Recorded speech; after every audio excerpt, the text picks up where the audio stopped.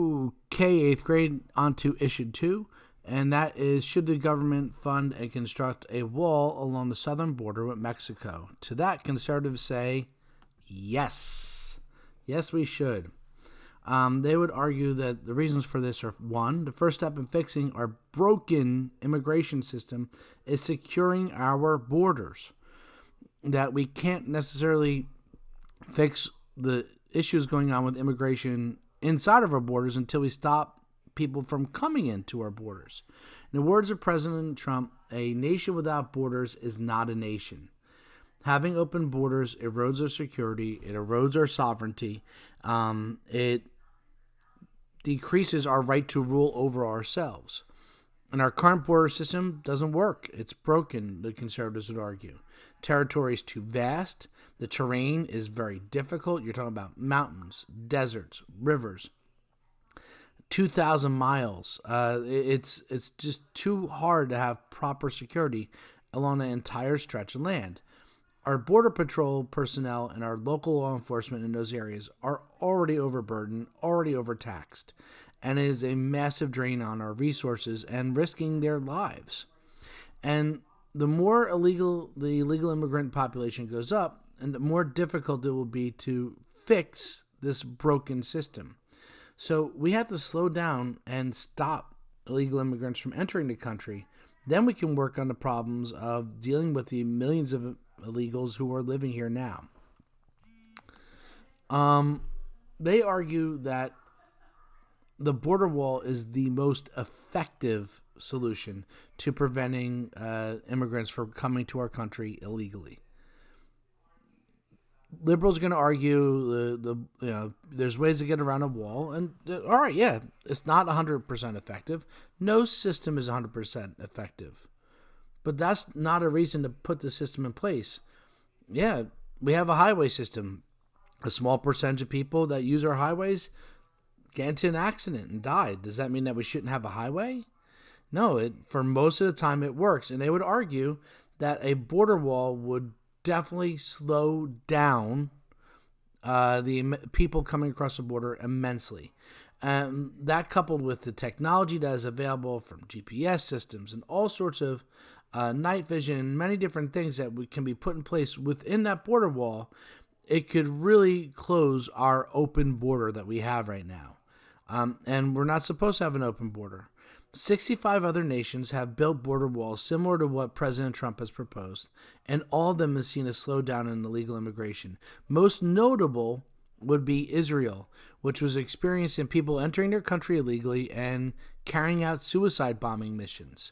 They built a complex wall system to enter the country, and the number of suicide bombings in their country dropped completely. So if you are worried about people coming in the country and committing crime, a great way to do it is to put up a wall. And it'll ease the ability to apprehend people who are trying to commit human trafficking, people who are trying to bring in drugs, people who are trying to bring in terror. That you have specific entrances to our country through that wall, and it will funnel those people through there and make it a lot easier to catch terrorists, drug traffickers, and human traffickers. And they argue that the border wall is well worth any cost that it has. Bringing the wall in the first place, building it will make a boom for construction industries. It'll increase job growth in the areas along the border. Slowing down illegal immigration will stop the drain of jobs and tax services and so on and so forth that's going towards the illegal population who don't pay equally into our system, according to the conservatives. And that would, in turn, would give more revenue and more jobs and more income to Americans.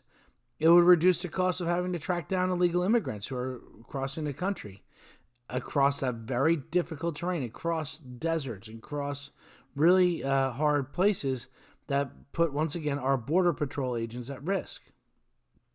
And less illegal immigrants coming to U.S. will mean more jobs for U.S. citizens. So on the whole, the wall will pay for itself. Liberals say, should we build a border wall? No, we shouldn't. One, the cost of constructing a border wall is too great on multiple fronts.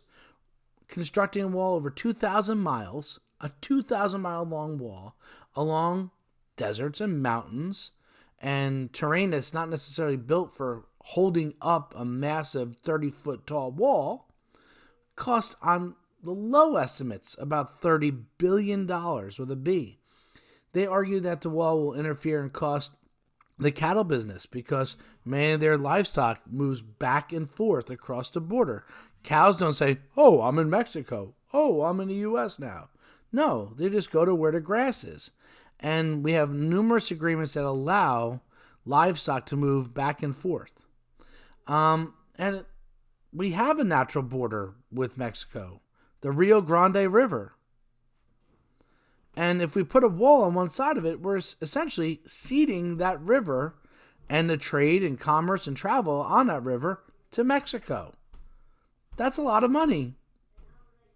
But also will cost too much for our environment.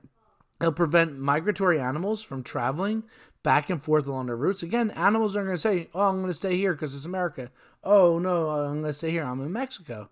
No, that's not how it works. And the animals that would be affected include 90 different endangered species. Oh, and didn't President Trump campaign on Mexico paying for the wall? But yet now we're having to foot the bill? That doesn't really seem like a good idea, argue the liberals. Liberals are going to argue that the border wall is ineffective. So you're going to spend $30 billion on something that won't do the job. Most people enter the country illegally don't do it crossing the border. There are many different avenues of entering our country illegally. They can come in on a plane, on a tourist visa, on a student visa. There are multiple different ways to come into the country illegally, on a boat. Not all of them come in on the border. In fact, less and less and less are traveling across the border to enter. And it only addresses undocumented immigration from Latin America, which liberals, again, are probably going to argue, you're not looking for a border wall in Canada. Is there any prejudice or bigotry that's going in with this desire for a wall on the southern border? And statistics show that the population of illegal immigrants entering the country, more and more is coming from Asia, not from Latin America. And the wall's an obstacle. People can figure out ways around an obstacle. By air, underground. The wall's 30 feet. Somebody can figure out how to build a 31-foot ladder, will argue the liberals.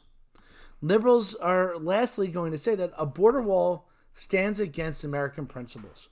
Our nations have pushed other countries to tear down walls. It was President Reagan who stood in front of the Berlin Wall and said, Mr. Gorbachev, tear down this wall. We have pushed other nations to tear down walls and to build bridges. And now we're the ones that are going to be putting one up? This is against everything that we've stood for historically, argue the liberals. They're going to argue that we're a nation of immigrants. So, yet putting a wall that blocks people from entering our country says to the world, stay out. We don't want people coming here. And many argue that putting a wall up is a sign of weakness, that we can't find ways beyond a barrier that goes against our principles to manage our border, that we try to find what would be a simple solution to a complex problem that needs complex solutions. And historically, walls are built to keep people out, but they also can be used to keep people in. And dictatorships build walls as a weapon to be used against their people, as well as to defend people from interfering with them. Many people argue that putting up a wall is just simply undemocratic. So that was the liberal side. You heard the conservative side. Post your thoughts on one of the issues that we discussed today in the comment sections below. Thank you. Have a great weekend, everybody. Bye-bye.